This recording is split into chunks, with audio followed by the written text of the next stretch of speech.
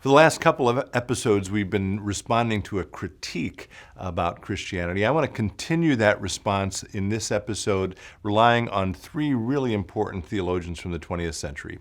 Stay tuned.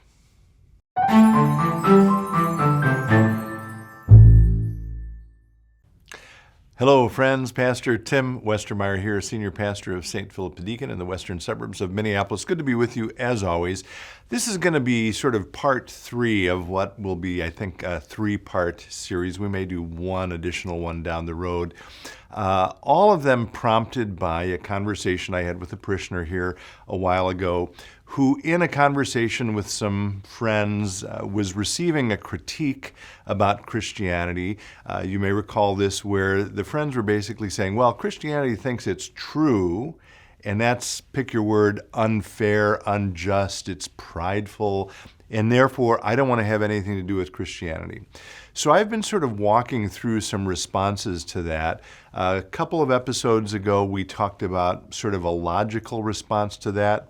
Not particularly well, as I admitted, and made a few people's heads do somersaults, which is fine, but we'll connect to that one. The last episode, we talked not about how Christianity is different from other religions, but rather ways that Christians from biblical times have thought of Christianity as being connected to people of goodwill and people of good faith throughout history. And again, we'll connect to that episode as well. In that episode, I lifted up examples from the Bible, from St. Thomas Aquinas, from the Second Vatican Council, and from one of my favorite authors, C.S. Lewis. And again, that was about sort of the connections or the continuity between Christianity and other religions. Today, I want to talk a little bit about how Christian faith is different from those other faiths. And right up front, I'm going to tell you, I'm going to lift up three towering, hugely important theologians from the 20th century, and they all happen to be favorites of mine, G.K. Chesterton, J.R.R. Tolkien, and once again, I'm drawing on C.S. Lewis to make this point. And it's interesting because I'm going to start with Chesterton, who lived earlier than Tolkien and Lewis, and I'm going to start with a controversy he was involved with someone who actually took the opposite view of the individuals who were challenging the person I know. In other words, this gentleman, you can look this up, his name is Robert Blatchford.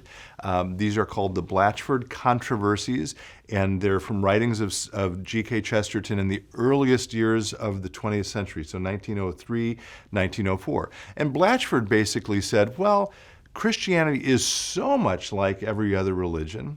It's simply all the other myths of the world warmed over, and therefore it's all a bunch of bunk. It's not true. Why should I believe that? And Chesterton, in his sort of brilliant, genius way, flipped that argument on its head and made some of the points I made in the last episode by saying things like, Mr. Blatchford and his school point out that there are many myths parallel to the Christian story, that there were, for example, pagan Christs, or Native American incarnations, or Patagonian crucifixions, for all I know or care. And he goes on then to say, if I, G.K. Chesterton, were to give each of my reasons for being a Christian, a vast number of them would be Mr. Blatchford's reasons for not being one. So again, Chesterton is drawing a connection, saying, why, if God is the God of the universe, why wouldn't we expect to find hints of God in other traditions? And again, I'll remind you of something I lifted up from that Vatican II document last episode, Nostra Aetate, and in that document it talks about how other religions often reflect a ray of that truth, capital T, which enlightens all men. However, Chesterton also went on to say the difference, though, and I guess that's sort of the theme of this episode, the difference is that this myth actually happened in space and time, and was therefore the fulfillment of the instinct that humanity has had from the beginning to have this God who dies and is raised from the dead. Okay? I could say more about Chesterton, but I'm worried I'm already going to go long. So let me just reinforce this by saying Chesterton's position in turn influenced J.R.R. Tolkien's position. You may know Tolkien as the author of The Lord of the Rings. And he said also, very famously, and you can look this up as well, this is in a famous presentation, a lecture he gave that got turned into an essay. It's called On Fairy Stories from 1939. And another writer writing about that says, Tolkien argues in this great essay on fairy tales that the Christian story was the great fairy tale, the story of stories, the myth that transcended all the other myths by actually happening in history. In this occurrence, Tolkien says, history and legend have met and fused. Okay? So you've got this sort of symphony of stories that are similar, parallel to the Christian story. Tolkien would say, yeah, that's fine. Why would we be surprised by that if God is present in all of creation? But this one actually happened. And very famously, and this leads us now to C.S. Lewis, Tolkien and Lewis were friends.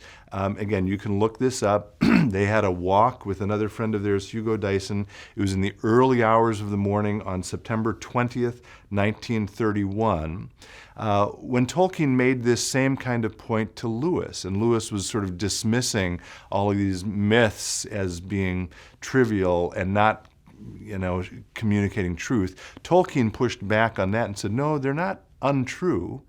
But then they took it further, and Tolkien made the same point that he made in this essay, namely saying, and Christianity is the fulfillment of all of these stories because it actually happened.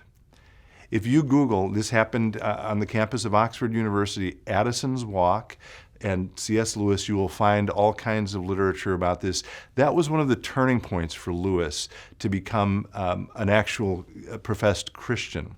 And here's some of what Lewis writes about this same theme. And this is in an essay of his called Myth Became Fact from 1944. The old myth of the dying God, without ceasing to be a myth, comes down from the heaven of legend and imagination to the earth of history, he writes. It happens at a particular date, in a particular place, followed by definable historical consequences. We pass from the Balder, or an Osiris, that Balder was a Norse god, or Osiris an Egyptian god. We pass from a Balder or an Osiris dying nobody knows when or where to a historical person crucified under Pontius Pilate. And then he says this, we must not be ashamed of the mythical radiance resting on our theology. We must not be nervous about parallels. This brings us back to where I started with Chesterton and pagan Christs. They ought to be there. It would be a stumbling block if they weren't. And I'm going to close with one other thought by another writer who maybe we'll come back to another time. His name is J.R.R., G-I-R-A-R-D. And again, the point of this episode, I don't know if I'm making it very well, once again, is that despite its connections with other religions, Christianity claims with good historical reason to be unique among religions. And here's what J.R.R. says. He says, Christianity has good reason to consider itself absolutely unique. And he says you can believe that without being an ethnocentric simpleton. Okay? So I don't know if this is helpful, but this was all prompted by this one conversation with a gentleman that had some questions from friends. And again, these kind of questions are really important in the life of faith, and it's important for us to sit with them and to think about them and to do our research to discover what our faith actually has to say in response to them. Because almost always, after 2,000 years, Christianity has very thoughtful, intelligent, coherent responses to the kinds of questions we regularly get. And I hope these few episodes have helped address at least one of them. If you have questions prompted by this, as always, I would love to hear from you. I've had some great interactions in the last week or two with some listeners, and thanks to those of you who've been reaching out to me. And we'll pick it up again next week. In the meantime, be well, stay in touch, and God bless.